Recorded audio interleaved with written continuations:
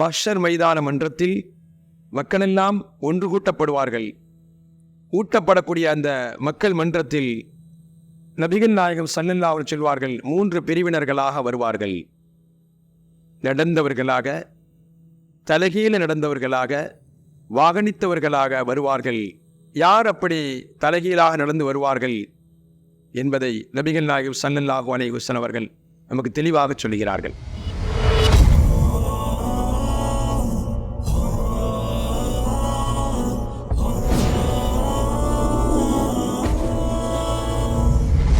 ரசூலுல்லாஹ் இப்படி சஹாபிகள்கிட்ட சொன்ன பொழுது, கைஃப யம்ஷூன அலா உஜூஹிஹிம், அல்லாஹ்வின் ரசூலே, எப்படி அவர்கள் தலைகீழாக முகம் குப்புற அவர்கள் வருவார்கள், எப்படி நடந்து வருவார்கள், அது எப்படி நடக்கும்? இன்னைக்கு பார்க்குறோம், கர்ண அடிக்கிறவன் ஒவ்வொரு விதத்திலும் ஒவ்வொரு அடிப்படையில் வந்து கையால் நடந்து வர்றான். அது இவனுடைய பயிற்சி, நல்லா பாதுகாக்கணும். இது பயிற்சி. ஆனால் கியாமத்து நாளையில், மறுமையின் நாளையில் வருவது வேதனைக்குண்டான ஒரு விஷயம். அல்லாஹ்வின் கோபத்திற்குண்டானவன், அப்படிப்பட்டவனுக்கு அப்படி ஒரு நிலை. அவன் தலைகீழாக வருவான்.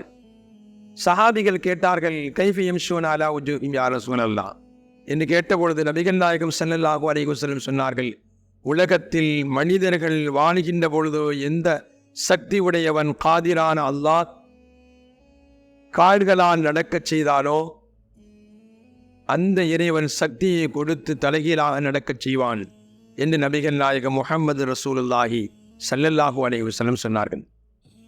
3 கூட்டத்தினர்களாக மனிதர்கள் வருவார்கள். அதில் ஒரு கூட்டம் தலைகீழாக வருவார்கள், இன்னொரு கூட்டம் நடந்து வருவார்கள், இன்னொரு கூட்டம் வாகனித்தவர்களாக வருவார்கள். வாகனித்தவர்களாக ஒரு கூட்டம், நடந்தவர்களாக ஒரு கூட்டம், தலகுப்பர நடந்தவர்களாக ஒரு கூட்டம். அருமையானவர்களே, துர்ரத்துன் நாஸிஹீன் என்ற கிதாபில் மறுமை நாளுடைய நிலைகளை பற்றி அறிவிக்கக்கூடிய அந்த பாடத்தில் சொல்வார்கள், எப்படி அவர்கள் வருவார்கள், யார் அந்த நிலையுடையவர்கள்? நடந்து வரக்கூடியவர்கள், வாகனித்தவர்கள் நிலையில் வரக்கூடியவர்கள், தலைகுப்பராக வரக்கூடியவர்கள் யார்? இந்த கூட்டத்தினர்கள் யார்? தலைகீழாக நடந்து வரக்கூடியவர்கள் காஃபிர்கள். இவர்களெல்லாம் தலைகீழாகத்தான் வருவார்கள். நடந்து வரக்கூடியவர்கள் முஃமின்கள், ஆனால் பாவிகள், பாவம் செய்திருப்பார்கள். ஃபல் முத்னிபூன மினல் முஃமினீன், முஃமினாக இருந்து சின்ன சின்ன பாவங்கள், தன்னுடைய வாழ்க்கையில் பாவம் செய்தவர்கள் நடந்து வருவார்கள். சுப்ஹானல்லாஹ். ஃபல் முத்தகூன ஸாபிகூன் அல்லதீன லா ஹௌஃபுன் அலைஹிம் வலா ஹும் யஹ்ஸனூன்.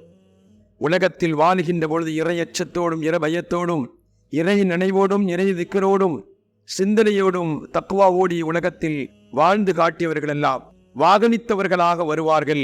அவர்களுக்கு அந்த நேரத்தில் எந்த விதமான பயமோ துக்கமோ கவலையோ இருக்காத நிலையில் வாகனித்தவர்களாக வருவார்கள். எல்லா மக்களும் வரும்பொழுது வாகனித்து வரக்கூடியவர்களுக்கு தனி பவர், அப்படித்தானே? வாகனித்து வரக்கூடியவர்களுக்கு தனி பவர். என்னப்பா, அவரு செல்வந்தர், படித்தவர், பதவி உள்ளவர், பட்டதாரி, அவங்களுக்கு வாகனம் அப்படின்னு சொல்லுவாங்க.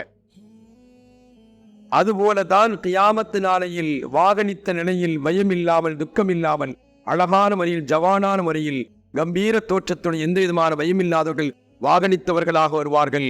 உலகத்தில் முஃமினாக இருந்து பாவம் செய்தவர்கள் நடந்து வருவார்கள். காஃபிரான உள்ளவர்கள் எல்லாம் தலகுப்பர வருவார்கள் என்பதை நபிகள் நாயகம் முஹம்மது ரசூலுல்லாஹி ஸல்லல்லாஹு அலைஹி வஸல்லம் அவர்கள் மஹ்ஷர் மன்றத்தில், அந்த மைதானத்தில் மக்களுடைய நிலைப்பாடுகளை இந்த 3 விதத்தில் நமக்கு அறிவித்து தருகிறார்கள். இன்னும் சொல்ல போனால், அல்லாஹு ஜல்லஷானஹு தஆலா உலகத்தில் சில பேர்களுக்கு சில தன்மைகளை, சில பொறுப்புகளையும், சில செல்வங்களையும், பதவிகளையும், பட்டங்களையும் கொடுத்தான். கியாமத்து நாளில் இவர்கள் எப்படி வருவார்கள் என்று சொல்லும் பொழுது, சுப்ஹானல்லாஹ், ஃபிரௌனை கொண்டு வரப்படும்.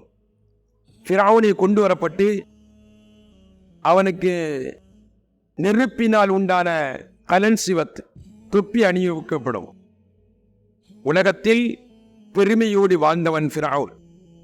ஆட்சிகள் கொடுக்கப்பட்டு தான் இறைவன் என்று மக்களுக்கு மத்தியில் பிரகடனப்படுத்தி அந்த ஃபிரௌனை கொண்டு வரப்பட்டு ரப்பிடம் இருந்து ஒரு சப்தம் வெளிப்படும். ஐனல் ஜப்பாரூனல் முத்தக்கப்பீரூன், அடக்கி ஆண்ட பெருமை உடையவர்கள் எல்லாம் எங்கே என்று கேட்கப்பட்டு, உலகத்தில் யாரெல்லாம் வாழ்ந்தார்களோ பெருமையோடு அடக்கி ஆண்டார்களோ, தன் கீழே உள்ளவர்களுக்கு அடக்கத்தோடும் பெருமையோடும் வாழ்ந்தவர்கள் எல்லோரும் கொண்டு வரப்பட்டு ஃபிர்அவுனை இமாமாக ஆக்கப்பட்டு நரகத்தில் வீழப்படுவார்கள் என்பதை சொல்லப்படுகிறது துர்ரத்து நாசின்ல.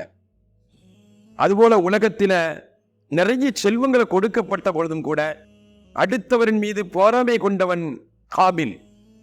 மூசா அலைஹிஸ்ஸலாத்து வஸ்ஸலாம் அவர்களின் காலத்தில் வாழ்ந்தவன் காபில். ஃபிரௌனுக்கு பிறகு வாழ்ந்தவன் காபில். அதற்கு பிறகு வாழ்ந்தால் காபில். நிறைய பொக்கிஷங்கள், செல்வங்கள், ஹசானாக்கள் கொடுக்கப்பட்டவன் காபில். மூசா அலைஹிஸ்ஸலாம் அவர்கள் மீது பொறாமை கொண்டவன். பனு இஸ்ராயேல் மூசா அலைஹிஸ்ஸலாமுடைய மக்கள் மீதும் பொறாமை கொண்டவன். இப்படிப்பட்ட பொறாமை கொண்ட ஹாசிதுடைய அந்த காவிலை கொண்டு வரப்பட்டு, ஐனல் ஹாசிதூன், உலகத்தில் பொறாமை கொண்டவர்களை எல்லாம் எங்கே என்று கேட்கப்பட்டு சப்தம் விடப்பட்டு பொறாமை கொண்டவர்கள் எல்லாம் வரவைக்கப்பட்டு இந்த காவிலை தலைமையாக ஆக்கப்பட்டு இவனுக்கு பின்னாடி நரகத்திற்கு அழைத்து செல்லப்படும் என்று சொல்லப்படுகிறது. அதுபோல அபூஜைகளை கொண்டு வரப்படும். உலகத்தில் அல்லாஹையும் ரசூலையும் பொய்மைப்படுத்தியவன், நம்பாதவன். அந்த அபூஜைகளை கொண்டு வரப்பட்டு உலகத்தில் அல்லாஹையும் ரசூலையும் வேதத்தையும் யாரெல்லாம் பொய்ப்படுத்தினார்களோ, பொய்ப்படுத்தி மக்களுக்கு மத்தியில் பிரகடனம் செய்தார்களோ அவர்கள் எல்லாம் கொண்டு வரப்பட்டு அபூஜைகளுக்கு பின்னாடி அவனை இமாவாக ஆக்கி பின்னாடி கொண்டு வரப்பட்டு நரகத்தில் வீழப்படும். அல்லாஹ் எல்லோரையும் பாதுகாத்தருள்வானாக. உலகத்தில் அடுத்து வலீத் பின் முகைரா என்று சொல்லக்கூடியவன். வலீத் பின் முகைரா அல்லாஹ்வும் ரசூலையும் கேலி செய்தவன், முஃமின்களை கேலி செய்தவன், முஸ்லிம்களை கேலி செய்தவன். இப்படி கேலியும் கிண்டலும் செய்தவன் வலீத் பின் முகைராவை கொண்டு வரப்பட்டு உலகத்தில் அல்லாஹையும் ரசூலையும் வேதத்தையும் சாலிஹீன்களையும் நல்லவர்களையும் முஃமின்களையும் யாரெல்லாம் கேலி செய்தார்களோ அவர்களெல்லாம் கொண்டு வரப்பட்டு இந்த வலீத் பின் முகைராவை இமாமா ஆக்கி அவனுக்கு பின்னாடி இவர்கள் எல்லாம் அழைத்து செல்லப்பட்டு நரகவாசிகளாக ஆக்கப்படும் என்பதை முன்னோர்களான நல்லவர்கள் நமக்கு கிதாபிலே பதிவு செய்து தருகிறார்கள்.